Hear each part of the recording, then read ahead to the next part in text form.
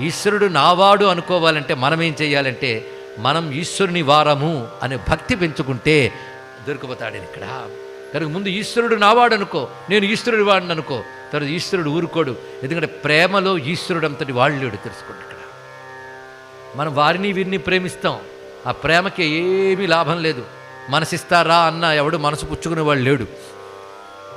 మనసంతా నువ్వే, మనసిస్తారా అంటే ఎన్నాళ్ళు మనసిస్తావు, నాకు కావాల్సింది ఇవ్వంటారు.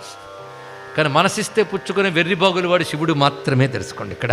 అందుకే అది ఒక్కటిస్తే చాలు, ఇంకేమీ ఇవ్వక్కర్లేదు. ఇది గుర్తుపెట్టుకుంటే చాలు ఇక్కడ. అందుకే శంకరులు అంటారు, నీకేమి ఇవ్వాలయ్యా? బంగారం ఇద్దామా అంటే నీ చేతిలో బంగారు కొండ ఉంది, మేరు పర్వతం. కరస్థే హేమాద్రవు.